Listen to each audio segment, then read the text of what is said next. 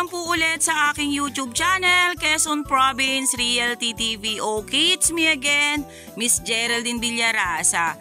Andito naman po ako ngayon sa isang barangay dito po sa amin sa bayan po ng Lopez. Yes po, Lopez naman po tayo. Mula po doon sa Diversion Road hanggang dito po sa property ay kulang-kulang po siyang 2 kilometro ang layo niya. Then ang kalsada po dito na papunta sa property is cemented road na po talaga siya. Hanggang dyan po sa tinututukan na yan ng aking camera ay sementado po siya. Then ito pong harap po mismo ng property ay hindi pa po nasisemento, kumbaga po ay rough road pa. Ito po ay gilid mismo ng barangay road.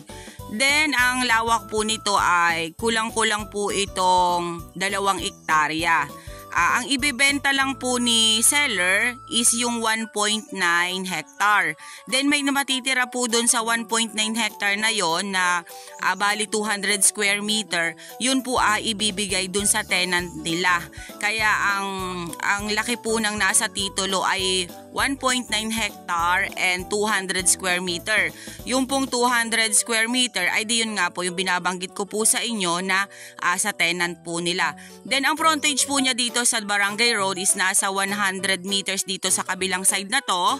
Then dito naman po sa kabilang side na to ay 50 meters na lang po ang frontage niya.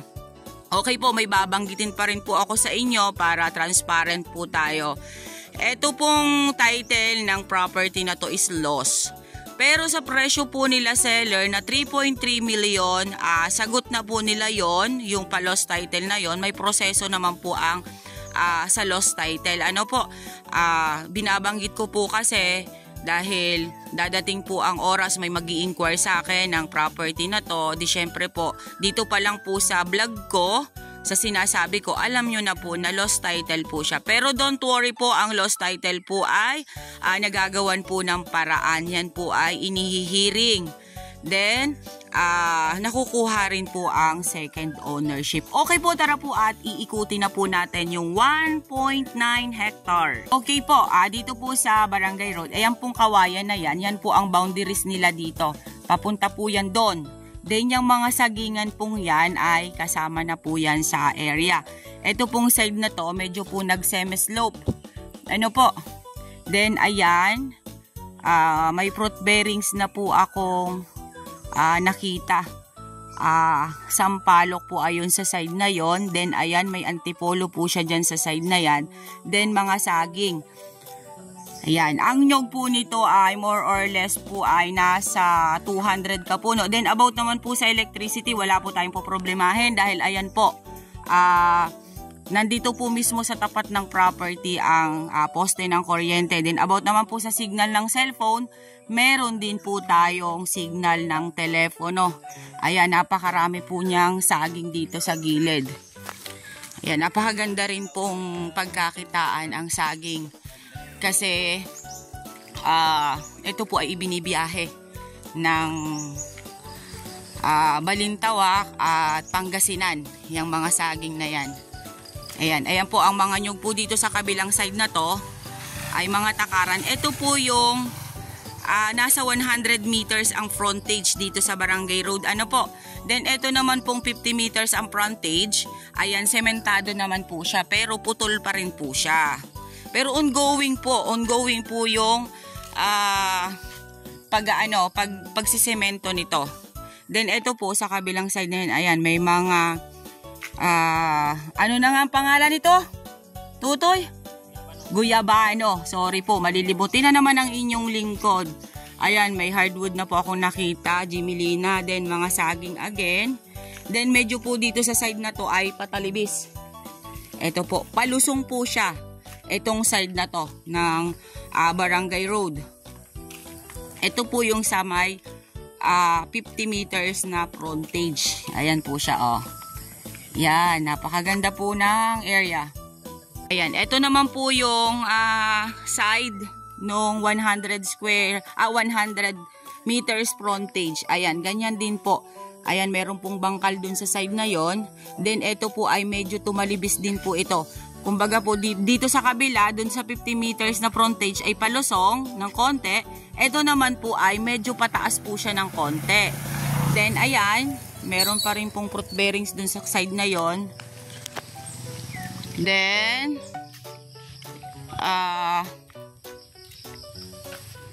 mga saging po talaga dito sa side na to. Then may mga anahaw din pong pangilan-ngilan. Then ayan, may avocado sa side na yan. May rambutan. Hanggang dyan ba sa may bahay na yan? Okay.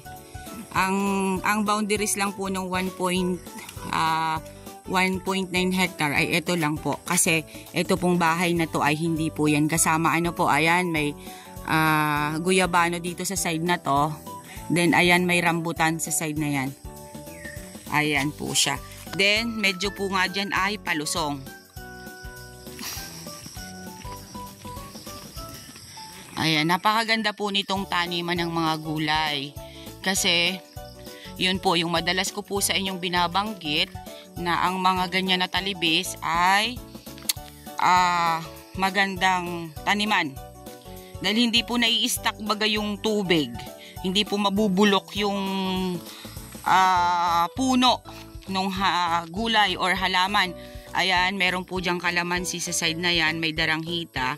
Then almost po ay saging. Ayan po siya. Ang kagandahan nga po nito dahil gilid po siya ng barangay road. Then napakalapit po nito sa bayan po namin ng Lopez sa town proper. Ayan, meron pa rin po dito ang guyabano sa side na to. Then ayan. Ayan, napakaganda po nung area. Ayan po, may kakao pa rin po dito sa side na to. Almost po sa kanila ay saging ang karamihan. Ang mga saging po niya ay saba. Yan po talaga, mahal po ang kilo ng saba sa totoo lang. Pupunta po tayo doon sa medyo paslop na bahagi. Doon sa may kawayan na boundaries. Titingnan po natin siya.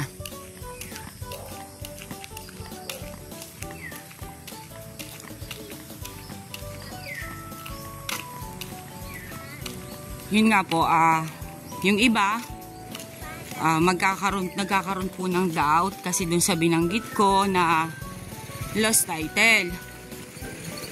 Opo, may proseso po yun. Patutunayan lang po talaga nila na sila ang owner. Makukuha po nila yung second ownership.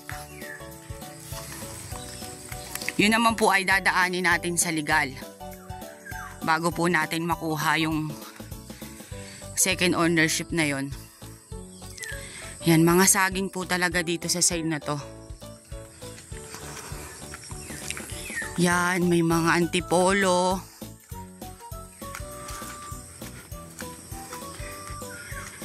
Almost po ay saging.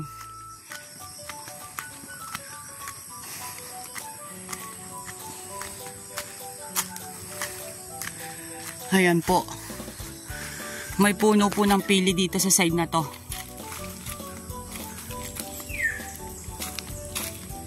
Kasasagingan pa rin po dito sa may bandang likod.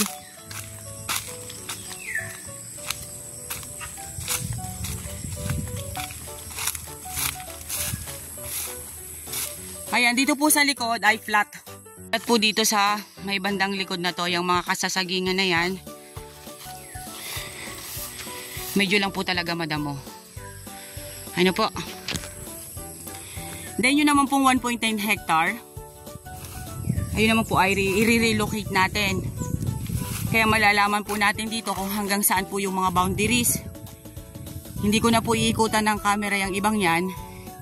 Kasi baka mamaya hindi na po sakop yan ng property. Kasi eto, ayan, meron ditong nyog na magkakadugtong. Baka po yan ang boundaries nila. Ano po? Kaya hindi ko na po pupuntahin yung side na yan. Ito lang pong naiikutan na to ng aking camera. Ito lang po yung ipapakita ko sa inyo. Sa buyer po na mag-i-inquire nito, Yun nga po, binabanggit ko sa inyo na i-relocate lang po to para makita natin kung saan po ang mga boundaries dito. Sige. Pupunta tayo dun sa baba. Bababa po tayo at meron para po doon mga prutas sa kabilang side. Okay po, nandito naman po ako sa pinakang dulo ng frontage na 100 meters dito po sa Barangay Road. Ayan, meron po tayong hardwood na nakita dyan. Isang mahogany tree. Ayan din, napakarami po niyang guyabano dito sa side na to. Napakarami pong puno niya. Then ayan, may mga kawayan pa rin po sa side na yan. Then eto pong side na to, ayan, may santol po dito sa side na to. Kumbaga po ang sukat po ng property ay humilis. Ano po? Ayan. Ayan po siya.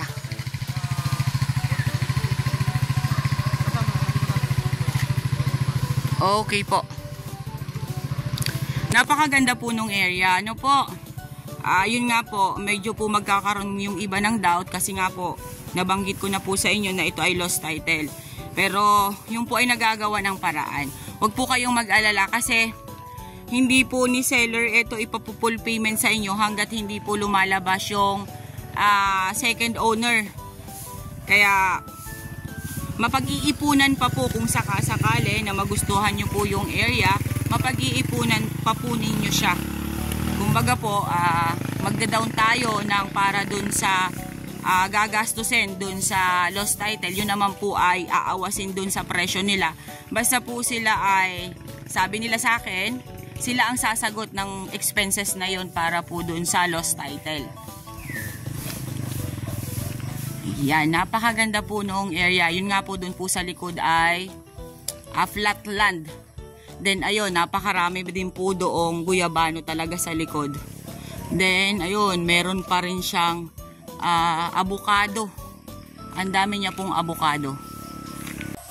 Okay guys, sabihin nyo na po ang property namin. Dito po ito sa isang barangay dito sa amin sa Lopez, Quezon. Mula po dun sa Diversion Road. Nasa kulang-kulang po siyang 2 kilometro ang layo hanggang dito po sa property. Then ang kalsada po na dinadaanan natin papunta po dito sa area ay sementado po talaga siya, konkreto na. Then ito pong property may frontage po siya sa Barangay Road dito sa kabilang side na yan na nasa 100 meters. Then dito naman po sa kabilang side, ito pong side na to ay 50 meters. Then ang title po niya ay lost title. Then yung pong 200 square meter ay iiwanan ni seller para po kay tenant, kaya 1.9 hectare lang po ang ibebenta niya. Then dito naman po sa kalsada, ayan, dito po sa 50 meters ang frontage, sementado po ang kalsada. Then dito po sa 100 meters ang frontage ay hindi pa po nagagawa ang kalsada. Ayan, kita naman po ninyo. Pero yan po ay ongoing po ang pagsisemento. Then ang nyug po niya ay more or less po ito ay 200 kapuno. Then ayan, may source of electricity. Meron din po tayong signal dito sa area. Then marami po siyang saging at mga fruit bearings. Then ang hardwood pong nakita ko, Jimelina at mahogany. Okay po, once again po ako po ulit ang inyong site locator, si Miss Geraldine Villarasa. Muli po, maglalambing ako sa inyo.